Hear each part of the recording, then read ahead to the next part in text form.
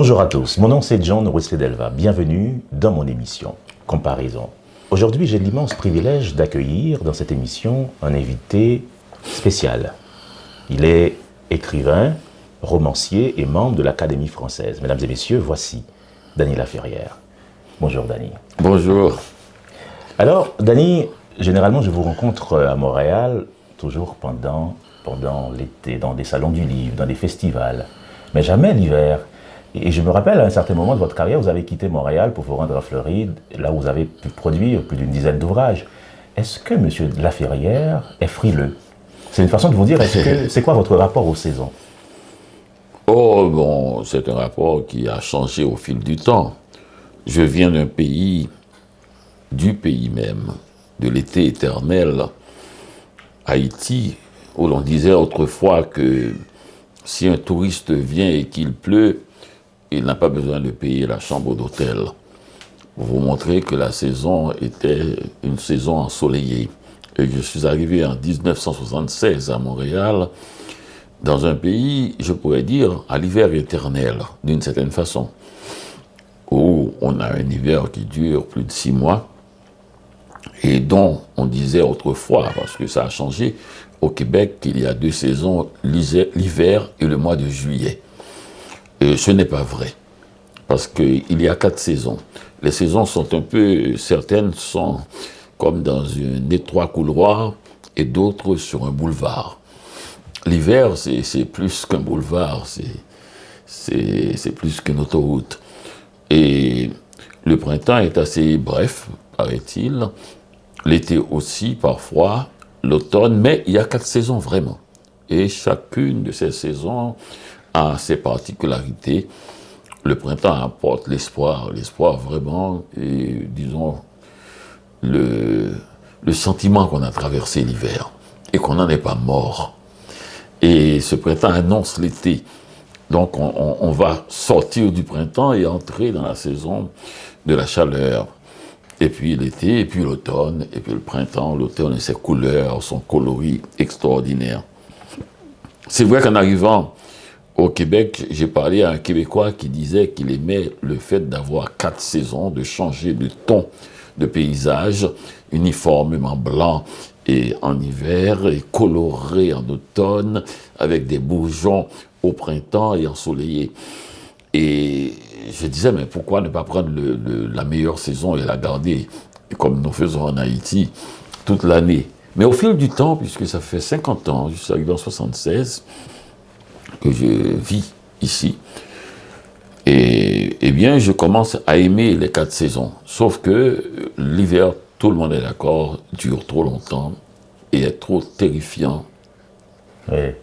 En février, surtout le mois de février, qui est le mois des Noirs au Québec et en Amérique du Nord, est un mois aussi court, peu ensoleillé et froid.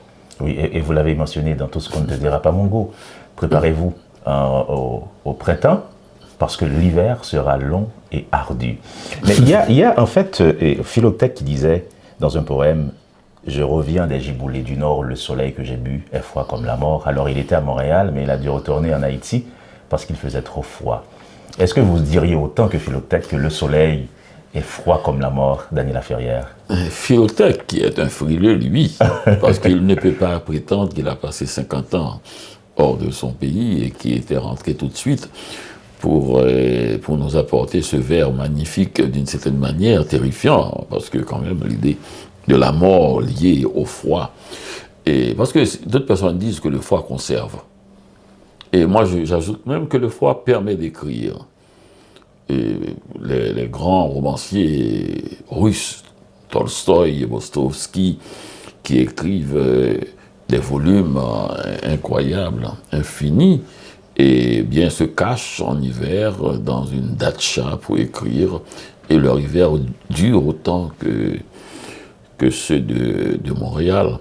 Donc ils peuvent écrire longuement parce qu'en hiver, les gens ne traversent pas la ville pour aller dans une datcha, une sorte de cottage, et bien loin, et pour aller embêter quelqu'un qui est en train d'écrire. Il peut, s'il a chaud, s'il s'est arrangé pour avoir de la chaleur dans la chambre, Et Dostoïevski pouvait rester même sans chauffage, écrire des livres comme Les Possédés ou Les Frères Karamazov. Voilà. Dany Laferrière, dans L'art presque perdu de ne rien faire, vous dites, et je vous cite, « On n'est pas insomniaque si on aime lire ». Est-ce que vous pensez que la lecture peut se substituer au sommeil, aussi vital que puisse être le sommeil? Oui, c'est vrai qu'il ne faut pas exagérer quand même. Il faut dormir. Mais il y a des gens qui souffrent de cette maladie, qui n'arrivent pas à dormir. Alors, au lieu de chercher à dormir, parce que c'est ça l'insomnie, ce n'est pas ne pas dormir. Si on a le lendemain à soi et qu'on peut dormir la journée du lendemain, pendant la journée, et on n'a pas de problème. On peut même aller fêter. Et être insomniaque, c'est ne pas pouvoir dormir quand on en a envie. Pour des raisons comme on doit se lever tôt le matin, et donc il faut dormir, sinon on ne sera pas du tout dispo assez pour ce qu'on a à faire.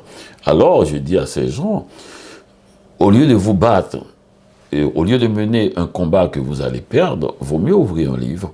À ce moment-là, vous devenez un lecteur et vous n'êtes plus un insomniaque. Et au lieu de rester dans la chambre, dans le lit, à vous retourner ici et là, mais sortez, allez prendre un verre dans un café, dans un bar, et là, vous devenez un noctambule.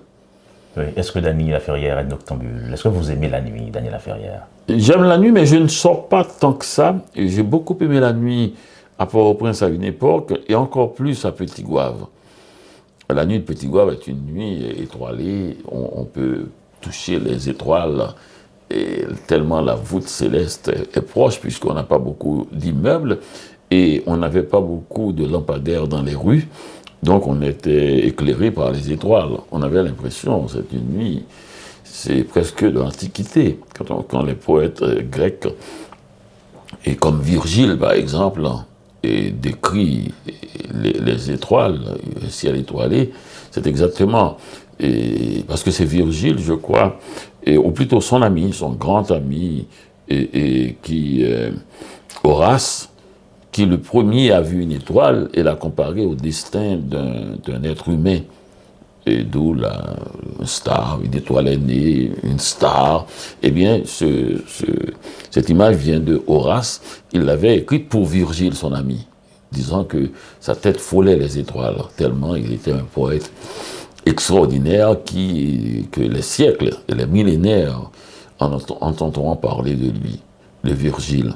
Donc, comparer quelqu'un avec cet astre lumineux, et ce n'est pas donné, il fallait le regard et la sensibilité d'un grand poète comme Horace, et qu'on n'a malheureusement pas oublié, mais on pense toujours que Horace est un peu lourd, Horace n'est pas Virgile, Virgile est exquis, dit Borges, mais Horace est un poète extraordinaire qui a inventé, c'est lui aussi qui a comparé le sommeil à la mort.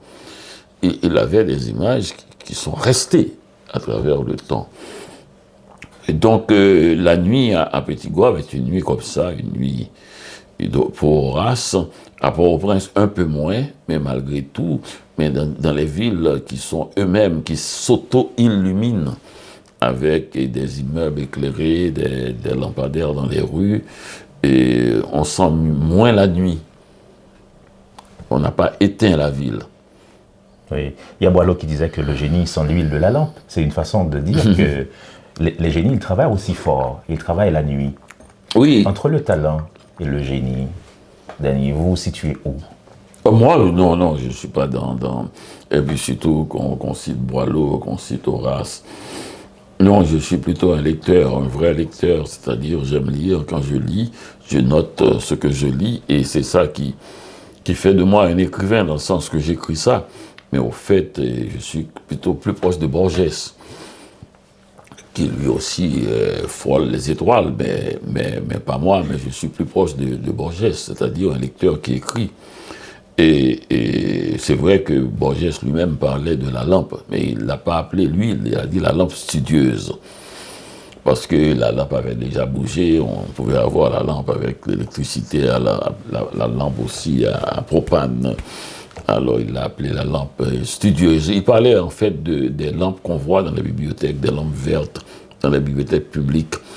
Mais c'est une lampe avec un petit couvercle, comme un champignon, mais qui est fait pour les chercheurs, les gens qui lisent, qui travaillent longtemps la nuit, qui travaillent et sont penchés sur l'établi. C'est vrai que la posture un peu penchée est une posture de lecteur qui écrit. Oui. On citait tantôt Boileau, mais ce même Boileau disait tout ce qu'on dit de trop est devenu fade et rebutant. Est-ce que la lecture peut être à un certain moment rebutante pour le lecteur qui lit trop, Daniel Laferrière? Je sais pas si on peut lire trop. Je pense qu'on lit toujours à sa satisfaction. Si on a envie de lire beaucoup, si le livre nous attire, non, pas du tout. Tout ce que j'entendais enfant, c'est arrête de lire, tu vas, sors un peu. Et c'est vrai que quand on n'a plus envie de lire, on s'arrête. D'ailleurs, il y a des gens qui parlent qu'ils ont arrêté 10 ans. Ils disent que quand j'étais adolescent, je lisais beaucoup plus, puis j'ai arrêté, puis j'ai repris 10 ans plus tard. C'est un plaisir, d'abord. C'est un plaisir. Le livre n'est pas tout le temps un savoir, sauf pour les métiers spécialisés. Mais sinon, c'est un grand plaisir, c'est un don. Comme disait Daniel Salnave, ma collègue à l'Académie, qui a écrit un livre, Le don des morts. C'est un don, quand on voit des livres, que les morts nous laissent, parce qu'ils sont plus nombreux à avoir écrit que de vivants, puisqu'ils sont plus nombreux tout court. Et ce sont les habitants, les citoyens de la bibliothèque. C'est un don qu'on nous donne, donc ça ne peut pas être pour marathoniens, c'est pas un marathon. Mais il y a des gens qui ont de plus grands appétits que d'autres. Et puis aussi, ça demande beaucoup de choses. Ça demande aussi d'avoir des bons yeux, ça demande des lunettes, et pour d'autres, la capacité d'être fatigué plus vite physiquement. C'est un acte physique aussi. Il faut rester, oui. Donc, c'est pas, on ne peut pas trop lire. On ne devrait pas pouvoir. Oui. Gagné Maurice Sixto qui font critique de l'intellectuel haïtien Daniel Laferrière dans Metza Belbok, son personnage qui appelé journal toute journée. Et puis qui n'est pas capable de voir réalité devant l'en réalité satanise qui est devant l'en. Par contre, c'est contre Maurice Sixto. Très bien. Mais est-ce que ça qu'arrivait que le fait de s'accrocher au livre, à la lecture, n'est pas capable de couper de la réalité tangible, Dani? Oui et non. Le problème, c'est que dans un pays où on a des difficultés économiques, comme Haïti, l'intellectuel ou le lecteur assidu ou des choses comme ça, on leur demande tout. Ils doivent lire, penser le pays et penser le pays, P-A-N-S-E-R aussi, penser les blessures du pays. Mais il y a des pays où les gens peuvent se contenter de lire sans être acculés. Et parce qu'ils ne sont pas les seules personnes à avoir, disons, le fardeau de développer le pays. Et Borges est un écrivain argentin. Personne ne penserait à demander à Borges de changer le pays ou aussi, surtout, de le porter sur son dos. On est très fiers qu'il puisse continuer à lire et écrire des livres importants qui feront de l'Argentine un pays respecté dans le monde. Mais il y a un autre cas aussi, il y a des gens qui lisent et qui ne font rien. Et si vous prenez ce temps libre, important dans un pays comme Haïti, où tout le monde n'a pas cette possibilité, parce que le temps que vous prenez, c'est un temps qui coûte au pays lui-même, qui vous a permis d'aller à l'école, des fois dans des écoles publiques où vous n'avez pas payé, et que vous ne faites rien avec. Et c'est pour ça que les gens vous posent la question. Au moins, baissez votre journal et puis regardez ce qui se passe, et au lieu d'être une sorte de fainéant, puisque vous n'en faites rien. Mais si c'est Jacques Roumain qui lit, les gens ne diront pas ça. Parce qu'ils auront un gouverneur d'Arrosé qui va donner le goût de la lecture, le goût du changement même. Et qui va... Il se penche sur son livre, mais c'est pour permettre à d'autres d'ouvrir leurs yeux. Ils font ouvrir les yeux aux autres. Vous vous êtes prêté récemment à un exercice assez difficile. Vous vous mettiez à définir qu'est-ce qu'un bon écrivain en faisant du hula hoop. C'était génial, Daniela Ferrière. Mais moi, je voudrais vous poser la question. Je ne vais pas vous demander qu'est-ce qu'un bon écrivain, puisque vous avez déjà répondu à cette question, mais qu'est-ce qu'un bon livre, Daniela Ferrière, d'après vous? Bon, c'est souvent un mauvais lecteur qui est le problème. Parce que le livre, il est là, quelqu'un l'a travaillé, l'a proposé au lecteur, il a fait, quel qu'en soit le résultat, il a fait le travail qu'il pouvait faire. On ne peut pas lui demander de faire mieux ce qu'il peut faire. Tout le monde n'est pas Voltaire, tout le monde n'est pas Jacques-Séphète Alexis, tout le monde n'est pas Senghor. Mais un lecteur qui n'a pas forcément fait ce travail et qui ne fait pas d'effort cherchera toujours à lire le même livre, c'est-à-dire la même histoire, la même thématique, le même style. Il peut avoir des millions de livres différents, mais il chercherait le livre qu'il connaît, c'est-à-dire l'histoire, lui prendra le chemin qu'il connaît, le chemin très fréquenté. Alors, un mauvais lecteur plutôt qu'un mauvais livre, c'est quelqu'un qui remet à sa place dans la bibliothèque tout livre qui ne correspond pas à ses propres cadrages, à son propre cadrage. Tout livre qui n'est pas fait pour le satisfaire. Il ne va pas chercher à trouver quelque chose d'autre, comme pour la nourriture, comme pour la boisson. Il a ça, il a son Babanco, et puis c'est fini. Et puis, il doit établir que Babanco est la seule boisson, c'est la meilleure au monde, et puis c'est fini. Ce café-là, c'est le meilleur café. Il vit dans des clichés, et sans vouloir. Et là, oui, je dirais qu'il y a c'est plus un mauvais lecteur qu'un mauvais livre. Et est-ce que Daniela Ferrière se lit? Par exemple, est-ce que vous vous réveillez un bon matin, vous dites, je vais lire l'odeur du café? Oh ben oui, après, quand un livre sort, je le lis beaucoup. Je le lis jusqu'à ce qu'il sorte de moi et que je ne veux plus le refaire.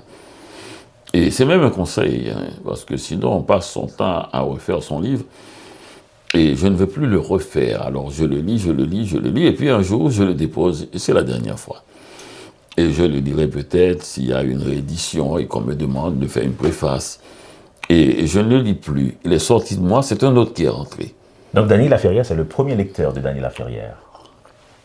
Et un bon lecteur, parce que je lis longtemps, et le moindrement que je trouve une erreur, je corrige et j'envisage une autre édition pour réparer cette erreur. Est-ce que vous aimez Daniela Ferrière?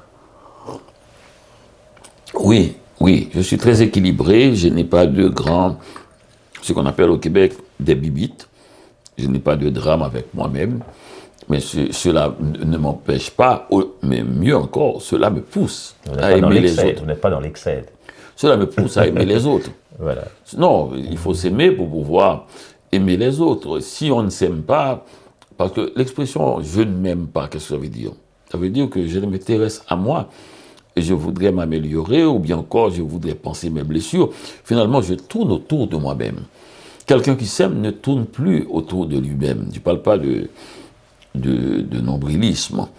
C'est-à-dire quelqu'un qui est équilibré. Puisqu'on n'est pas seul, je ne peux pas quand même détester l'enfant de ma mère, ni le petit-fils de ma grand-mère, ni ce que tous mes professeurs ont produit avec moi. Parce que je ne suis pas seul, je ne me suis pas fait tout seul. Donc si je crache dans la soupe, si je crache sur... Et même si je suis chrétien, on dit à l'image de Dieu, je ne peux pas ne pas trouver quelque chose, un intérêt à quelque chose aussi important. Donc, il faut bien que je m'aime pour que je puisse vraiment considérer les travers et les qualités des autres. Parce que je sais très bien que j'ai des travers. Et je m'aime quand même. Donc, je suis prêt à aimer les autres tout en sachant qu'ils ont des travers. Mais si je suis bloqué sur uniquement mes travers, que je suis amer, eh bien, comme il n'y a personne qui n'a pas de travers, je n'aimerai plus personne. Voilà. Mesdames, Messieurs, vous suivez justement en comparaison, et nous avons un invité tout à fait particulier, un invité extraordinaire. Et je reçois Daniela Ferrière, écrivain, romancier, membre de l'Académie française. Daniela Ferrière, vous, dans beaucoup de vos livres, vous parlez de votre enfance, du charme de ces après-midi sans fin, de l'odeur du café, de cette galerie sur laquelle votre grand-mère offrait du café aux passants. Vous remontez toujours le temps de votre enfance. Est-ce que Dany est un homme nostalgique? Non, je ne remonte pas le temps. C'est un présent continu. Vous savez, le temps a été saucissonné après, pour des raisons presque, j'allais dire, publicitaires. Et on entend tout le temps, cette publicité s'adresse aux gens de 35 ans. C'est la radio, c'est la télé, c'est tous les commerces qui ont inventé les générations, comme ils ont inventé aussi les fêtes Noël, Halloween, tout cela c'est pour vendre. Sinon, on vit. Et puis, nous avons des éclairs de notre enfance, de notre adolescence, et même de ce que nous pourrons devenir plus tard, de notre futur et de notre présent. Le présent n'est pas quelque chose qui existe en lui-même. C'est une compression du passé et de l'avenir vers lequel on passe. Pour ça, le présent, c'est très difficile à le décrire, puisque nous ne pouvons pas nous décrire en train de parler pendant que nous sommes en train de parler, puisque nous ne faisons que parler, puisque nous sommes dans ce présent. Donc, il faut laisser passer du temps pour revenir et dire du temps qu'on avait fait cette entrevue. Mais on peut dire aussi du temps qu'on fera une autre entrevue de cette possibilité de futur. Ce présent, c'est une compression. C'est quelque chose, c'est comme un trou noir qui se trouve entre le passé qui pousse vers l'avenir et le futur qui ralentit. Et il fait cela. Donc c'est normal que moi, j'ai en moi et toutes les étapes constamment de ma vie. Donc, est-ce que vous pensez, Daniela Ferrière, que la vieillesse, c'est la continuité de l'enfance?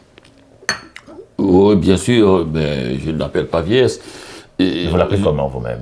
Mais je ne l'appelle pas. Et on a 80, 90, 100 ans, si ça va, ça lui dépestre. À vivre, eh bien oui, on vit ces années-là, et tout le reste, c'est de la littérature, de la mauvaise littérature. Ça ne se vit pas de la même manière. Il y a des petits vieux de 15 ans, de 20 ans, et il y a des gens qui sont dans une sorte de jouvence. Et à 90 ans, et j'ai connu un au moins, René d'Urbaldia, qui était beaucoup plus vif, beaucoup plus amusant. Je connais un autre aussi à l'Académie, Frédéric et Dominique Fernandez. Et j'ai fait sa photo l'autre jour, ça va apparaître dans le prochain article dans la presse. Et il était tout comme un chanteur, un rocker sur la photo, mais il a 97 ans. Et il est ce que vous voyez, c'est pas du tout une pose. Très vivant, très dynamique. Donc on ne peut pas appeler, quand il va mourir, il mourra. Mais sans avoir connu les modes particulières liées à l'âge, il est. On est, on vit, on meurt. Tout le reste, c'est des technicalités. Voilà.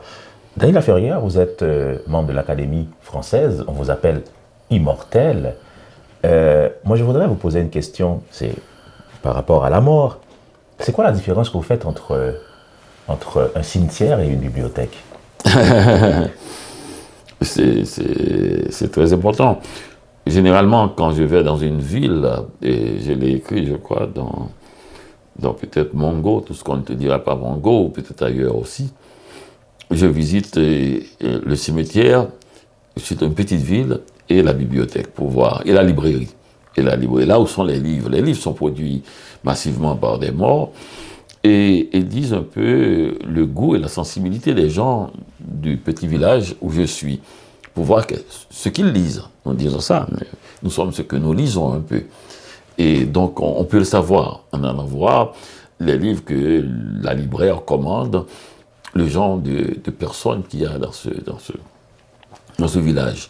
Mais si on va aussi dans le cimetière, on va voir toute la géographie de la ville, géographie politique, géographie sociale, Les gens qui sont plus puissants sont tout souvent enterrés en avant, à l'entrée du cimetière, et des tombes mieux construites et tout ça. Les gens au milieu, c'est des gens de la classe moyenne. Et puis après, on voit les gens beaucoup plus pauvres en arrière. Et peut-être un peu plus en arrière, on voit les immigrés, les gens qui viennent d'arriver. Et donc, on a comme ça une sorte de structure de la ville. Un cimetière, si vous vous baladez là-dedans, vous allez voir aussi qui habite, quels sont les noms des familles qui habitent. Et donc, ça se livre beaucoup. Ça dit beaucoup le genre de ville où vous êtes, si la ville est concentrée sur elle-même ou bien si la ville est ouverte aux autres. Voilà.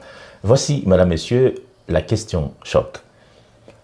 Dany Laferrière, il y a Nietzsche qui observait la société occidentale et observant que la foi, la science ne structure plus les rapports entre les rapports humains, les rapports sociaux. Il évoquait la mort de Dieu. Est-ce que, selon Dany Laferrière, l'intelligence artificielle vient-elle consacrer la mort de l'écrivain? Oh, moi, je ne suis pas de ce genre-là. Je n'ai pas peur d'une chose qui ne s'est même pas encore développée. Parce que, d'abord, le mot artificiel veut dire que ça a été fait de main d'homme, d'être humain. C'est-à-dire qu'il n'y a pas cette source profonde intérieure qui provoque la surprise et l'étonnement. C'est-à-dire, ce n'est pas moi qui ai fait l'intelligence artificielle, je peux dire quelle machine extraordinaire, exceptionnelle, quelle machine. Je ne l'ai pas fait, mais je sais très bien que c'est une machine. C'est artificiel. Et je peux vivre sans cela. C'est les choses naturelles que je ne peux pas éviter. L'oxygène, si je n'ai pas d'oxygène, je vais mourir. C'est très vite les choses naturelles. Donc, je pense qu'à chaque fois qu'il y a quelque chose, un jouet nouveau, quelque chose de neuf, les gens lui donnent une valeur qui est un peu plus qu'elle n'en a en réalité. Et on a vu aussi cette façon qu'on a de soustraire systématiquement. Systématiquement, on fait des soustractions. Quand la peinture est arrivée, on avait même peur que cela remplace la description en littérature. Un beau tableau peut présenter, par exemple, le sacre de Bonaparte, donc plus que 10 pages de Stendhal qui parle du sacre de Bonaparte. Mais quand la photographie est arrivée, on a dit que c'était la mort de la peinture. À quoi bon prendre son temps, passer des années, quand avec un cliché, je peux montrer la même chose. Donc c'est ça. Et quand le cinéma est arrivé, on a dit que c'est la mort de la photographie parce que c'est l'image en mouvement et ce qu'on fait avec une photo en une image qui bouge, 27 images, je crois, secondes, qui donne l'image en mouvement. Et quand la télévision est arrivée, on a dit que c'est la mort du cinéma, puisqu'on peut regarder la télévision dans sa chambre. Et quand l'Internet est arrivé, on a dit que c'est la mort de la télévision. Parce que l'Internet, il n'y a pas... Et à chaque fois, on a remarqué que le monde, l'univers, les gens ont préféré tout garder. Il y a la littérature, la photographie, la peinture, la télé, le cinéma, et tout. À chaque fois, nous gardons tout. Il y a un choc au moment où le nouveau jouet arrive, mais finalement, nous gardons tout. Non, l'intelligence artificielle n'est pas la mort de la littérature. Elle finira par prendre sa place, c'est-à-dire passer le stade du choc de la nouveauté, et puis on saura quoi faire avec. La génération qui est arrivée au début de l'intelligence artificielle, les autres ne se poseront plus les questions que nous nous posons. Ils sont nés là-dedans, ils vont s'en servir. Ça devient plus facile pour cette génération. Plus naturel. Ouais. Et ils vont s'en servir, et puis ils ne se poseront pas ces questions-là. Et si la lettre écrite doit partir, elle partira, mais n'oubliez pas que ça fait longtemps. Depuis le papyrus. Et ça ne partira pas parce qu'il y a 10 ans, on a commencé, ou même pas, l'intelligence artificielle. Et nous exagérons. Tout cela, c'est parce que l'individu aime beaucoup son époque. il pense que dans son époque, il doit y arriver des choses qui sont jamais arrivées dans aucune époque. Et chaque époque dit la même chose. Et après, et tout cela est absorbé par l'ensemble, la masse des choses humaines et prend sa place et normalement. Bon, bah, il s'invite à notre émission, le chat, le fameux chat. Oui. Ouais. Et je crois que vous écrivez aussi sur les chats, Dany Laferrière. Paris avec chat. Autoportrait de Paris avec chat, oui, voilà. Tout à fait. Oui, j'aime bien les chats, je trouve. Oui. Mais comme on parlait de l'intelligence artificielle, mais je crois franchement, Dany, ça va créer une bande de paresseux. Bon, on va pas faire un débat, mais parce qu'on a plein de questions à vous poser. Mais moi, en tout cas, c'est ma conviction. Je crois que l'intelligence artificielle, ça va créer vraiment une bande de paresseux. Mais vous savez que dernièrement, on a dit des réseaux sociaux et que ça allait faire entrer les gens dans la bêtise absolue. Mais ce qu'on avait oublié, c'est que créer des paresseux, c'est comme penser qu'ils ne l'étaient pas avant. Il y a toujours une masse énorme de paresseux qui vont choisir la solution simple, mais même, je dirais que même pour copier, ils vont faire cet effort. Et par exemple, quand on a eu peur avec les réseaux sociaux, on a trouvé que c'est pas possible, on écrit tellement mal. Et non seulement on écrit mal, mais on se soucie pas même de cela. Mais jamais on a autant écrit. Et on a écrit, c'est sans arrêt. Alors qu'on n'avait pas, cette fonction n'existait que chez les gens qui voulaient écrire. Mais là, tout le monde se met à écrire, même mal c'est écrire. Au moins, ils se souviennent des lettres de l'alphabet, ils ne forment pas des mots avec forcément, il y a un langage particulier, mais ils sont tout le temps en train d'écrire. C'est des tablettes. C'est des tablettes. Comme les Romains, chez les Romains, c'était une élite. Là, c'est le peuple tout entier qui est en train d'écrire. Ça veut dire la masse de gens qui est appelée à se réconcilier avec la lettre est énorme et nous ne savons pas ce qui va se passer.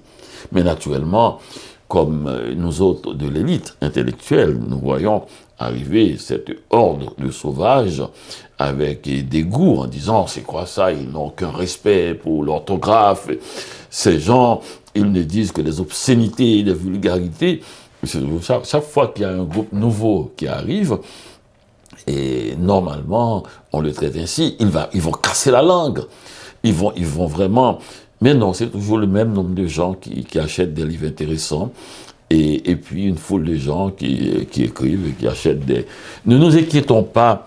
Et ce n'est pas la catégorie de ceux... Le chiffre de 10 à 15% de gens qui s'intéressent vraiment aux choses, et quelle que soit la chose, ne bougera pas.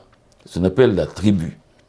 Et c'est la masse de 70% de gens neufs qui vont arriver, qui vont donner l'impression qu'il y a au contraire, mais ils sont nouveaux et nous nous demandons qu'est-ce qui va se passer avec ce goût nouveau qu'ils ont d'utiliser l'alphabet, parce qu'avant ils disaient tout ce qui est écrit, ce n'était pas du réel. Et le réel, c'est prendre de l'argent, acheter des choses.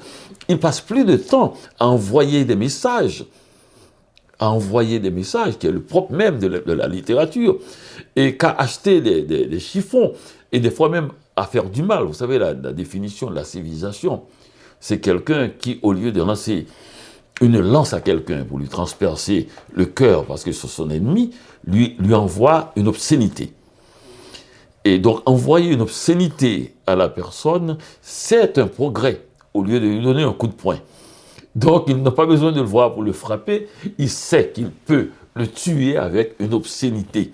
C'est un pas. C'est un pas. Voilà. Est-ce que Dany Laferrière est un écrivain d'une école littéraire ou un écrivain qui fait école? Les deux, je ne peux pas savoir. Je peux savoir que je ne suis pas d'une école littéraire, ça c'est sûr, parce que je suis moins écrivain que lecteur. Donc, comme il n'y a pas d'école pour les lecteurs, c'est ça qui est intéressant. C'est la liberté totale. Et donc, quant à faire école, ça ne dépend pas de moi. C'est les gens qui trouvent que mon mode d'écriture, ils ont un rapport avec, et ce rapport dépasse la lecture, et qu'ils voudraient, s'ils écrivent, rentrer dans cette mode-là, tout en oubliant que moi-même, j'ai eu le goût d'écrire comme certains, et plusieurs, et donc c'est une chaîne. En faisant cela, il n'imite pas ou il n'essaie pas de se rapprocher de Dany Laferrière, il rentre tout simplement dans une tribu, une longue et vaste tribu qui a commencé depuis très longtemps et qui continue. Dany Laferrière, nous allons faire un jeu avec vous, mais il ne faut surtout pas tricher parce que, attention, ça va être un jeu Dany Laferrière. Oui. Et je vais vous citer une phrase dans l'un de vos ouvrages, vous allez me dire lequel de... C'est très difficile pour moi. Ah, mais Parce qu'il y a des phrases qui se retrouvent dans des livres différents. Mais ce n'est pas grave. On va essayer quand même. Moi, c'est un jeu. C'est un jeu. Au contraire, c'est stupide de gagner un jeu. Il faut le perdre. Oui. Mais il ne faut surtout pas tricher, Dany, parce qu'il ne faut pas regarder. Ah ben, là, j'ai regardé. Je ne sais pas comment tu... Oui. Là, je ne regarde pas. Ok. Je n'oublierai jamais la première fois que je suis allé à New York en voiture avec des amis. Ça s'est mal passé. Je veux dire le voyage, pas le séjour. On était 3 noirs dans la voiture. Je le dis ainsi parce que le noir est une variété humaine qui attire les policiers des petites villes américaines. Comme le miel attire l'ours, C'était les années Reagan, pendant son premier mandat d'ailleurs, et les républicains voyaient dans ce vieil acteur de western de série Z un nouveau Franklin Delano Roosevelt. Comparer Roosevelt à Reagan, c'est vous dire le degré de bêtise de l'époque.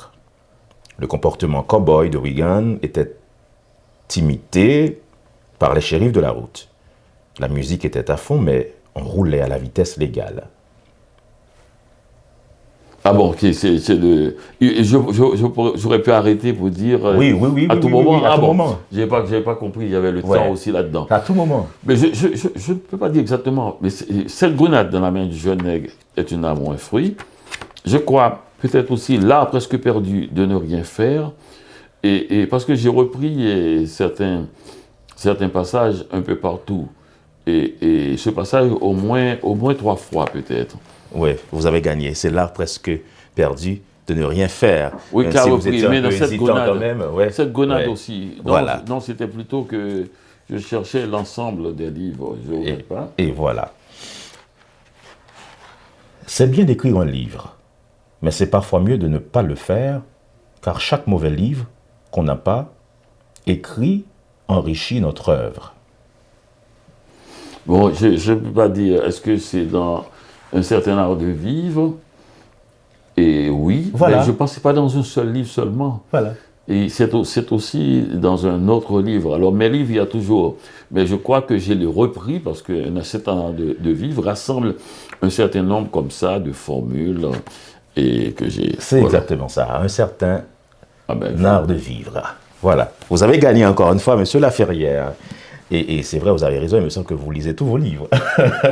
Non, je connais cette ambiance aussi. Voilà. Je connais l'ambiance, il y a des choses que je ne peux pas dire. Voilà. L'odeur du café n'est pas cette grenade. Oui. Que des oiseaux fous. On y va avec ça. On cherche l'odeur du café des palmes, le café préféré de Da. Un baume, mais c'est un piège, hein. C'est pas forcément dans... mais c'est ça que je vous dis, c'est dans plusieurs. L'odeur du café des palmes, le café préféré de Da. Embaume toute la maison, dont les portes et les fenêtres sont fermées. Da, venez voir le ciel, dit Fatal. Da ne bouge pas de sa bodine. Oui, si on cite Fatal, je ne suis pas sûr, je crois que c'est dans les chambres des après-midi sans fin. Parce que l'odeur du café qui devrait avoir cela, et c'est directement le café. Et voilà. Et là, dans le Cham des après-midi sans fin, il y a ce personnage de Fatal qui venait toujours voir Da. Ce personnage qui a existé, bien sûr, et son nom aussi. C'est pour ça qu'il est dans le livre, parce que quelqu'un qui s'appelle Fatal. Voilà, mesdames et messieurs, Dany a encore une fois gagné le charme des après-midi sans fin. On continue avec notre petit jeu Dany Laferrière. Oui, il est très bien. Je le trouve très bien, et puis c'est pas... Je crois que c'est la première fois qu'on m'a fait faire un tel jeu. Ah, ben voilà. Il me semble que, justement, mon pari est gagné parce que le pari, c'était de faire à Dany quelque chose qu'on n'a jamais fait. C'est quelque chose d'inédit. Bon, voilà. C'est vrai. On a gagné le pari. C'est Voilà. vrai, c'est vrai, c'est vrai, là. Non, mais c'est simple et c'est joli. Merci Dany. Dans le déclin de l'Empire américain, Arcan signale que la question du nombre reste fondamentale pour la survie d'une société. Le nombre, ne cesse de marteler un des personnages du film. Pour sauver la culture québécoise dans les années 50, l'Église avait pris en charge sa démographie. Elle a donc mis au travail la femme en exigeant d'elle un certain nombre d'enfants. Au-delà du raisonnable, d'où cette explosion démographique. Ah, ça, je peux dire. Mais j'ai laissé aller parce que c'est bien aussi d'entendre son texte. Et je crois que c'est dans Mongo. Tout ce qu'on ne te dira pas, Mongo. Voilà, mesdames et messieurs, Oui. tout ce qu'on ne te dira pas, Mongo. Oui. Dany a encore gagné. Oui, c'est une idée qui est très forte chez moi. Et cette idée du nombre que Arcan avait mis dans le déclin de l'Empire américain. Et j'ai trouvé que c'était dans Mongo que je devrais bien préciser. Voilà. La première chose qu'on voit, c'est le capot du taxi de Raymond.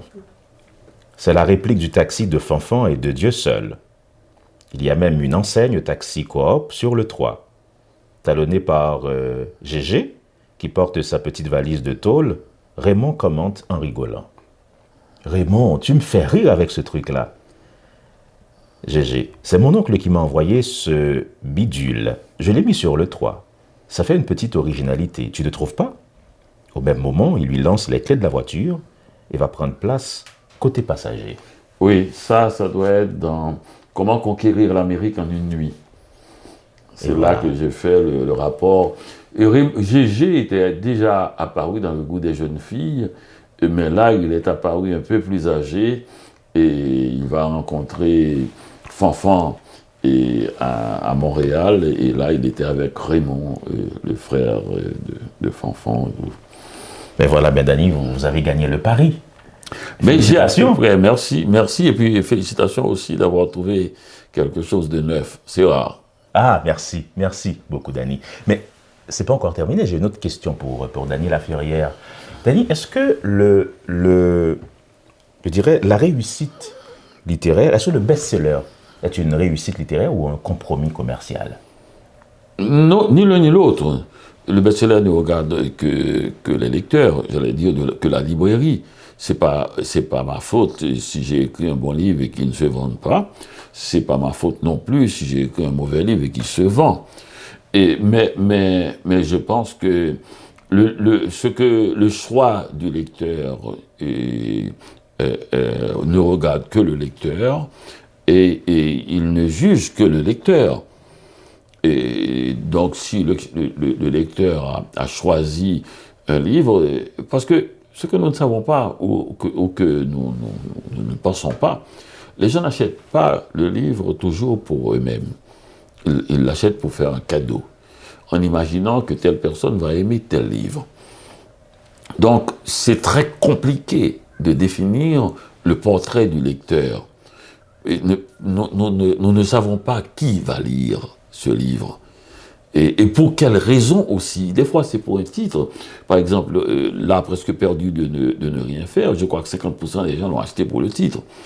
Ils ont aimé, ils ont fait du bouche à oreille, mais et jamais pour eux.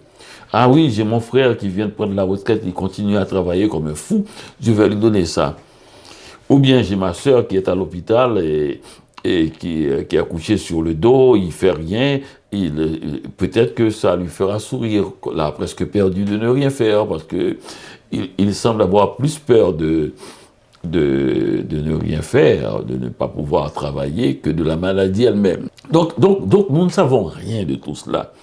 Et puis aussi, un livre qui marche beaucoup peut marcher un temps et finalement tomber à telle date donnée, un jeudi, il n'y a plus personne qui achètera ce livre. Nous ne savons pas quel jour c'est, quel jeudi, et il y a peut-être lui qui le sait, parce qu'il ne recevra plus de chèques, mais un livre aussi peut se reprendre, qui n'a pas vendu du tout, peut, dans une autre génération, faire un impact immense, précisément, parce qu'il n'avait pas vendu, parce qu'il était en avance, comme on dit. Et à un moment donné, le livre rencontre la sensibilité de son époque, cette nouvelle époque. Et d'autres fois, un livre aussi peut avoir un impact à l'étranger. Il y a des livres qui souffrent dans leur pays, et par exemple, idem d'Avertige, quand il est sorti en Haïti, personne n'a regardé, à part ses camarades, ses copains. Et jusqu'à ce que ça a fait un impact en France. Et là, les gens se sont dit, ah, ça doit être un bon livre. Sinon, ils voyaient un jeune homme très jeune d'Avertige, et ils remarquaient plutôt les vieux poètes bien installés, qui étaient très bien aussi, comme Léon Lalo.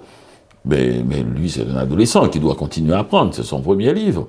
Et pourtant, c'était un poète, un vrai poète défini, complet. Et nous n'en savons rien, des fois, c'est l'autre qui doit nous le dire. Voilà. Qu'est-ce qui est utile pour Denis Laferrière? C'est quoi l'utilité pour vous, monsieur Laferrière? La puissance, la force des choses qui nous paraissent inutiles. Dans le discours que j'ai fait à l'Académie française, j'ai parlé de cela quand les personnages, celui que je représente, Hector Bianchotti, à qui je succède à l'Académie, a raconté dans un de ses livres qu'une de ses tantes passait son temps à lire des catalogues où les robes n'existaient pas dans son petit village, où même les tissus ne pouvaient pas se trouver. Et un jour, son père, le père d'Hector Bianchotti, a pris le catalogue et l'a jeté au feu. Et lui, il a vu, il y avait une petite fille avec une robe rouge qui était en train de brûler. Une belle femme avec une robe rouge plutôt, en train de brûler. Il a dit une société qui brûle la beauté. Et ce catalogue permettait à sa tante de rêver. Et la violence, l'arrogance et la vulgarité de son père, et il ne pouvait plus jamais lui pardonner cela parce qu'il avait brûlé l'idée de la beauté. Donc, et j'ai écrit à ce moment-là que la puissance des choses qui nous paraissent inutiles et leur impact dans la société, et ça fait bouger les gens délicats. Denis, une phrase à travers laquelle le Québec et Haïti peuvent se retrouver. Le Québec a tout, sauf l'indépendance. Haïti n'a rien, sauf l'indépendance. Donc, remarquez le mot « sauf ». Voilà. Moi, je dirais, je suis né en Haïti, mais je suis né écrivain au Québec. Aussi. Merci beaucoup, Dany. Merci de ta générosité. Je me permets de te tutoyer à la fin de l'émission, parce que c'est Prévert qui disait « Je dis tu à tout ce que j'aime ». Merci beaucoup, Dany. Eh bien, merci. Voilà, mesdames et messieurs, Dany Laferrière, romancier, membre de l'Académie française. Avec lui, nous avons eu une entrevue très riche. Je voulais justement faire un pari. Le pari, c'est de lui trouver quelque chose d'inédit. Et voilà, j'ai gagné. Et je suis fier de moi. Merci, passez un bon moment avec nous et à la prochaine.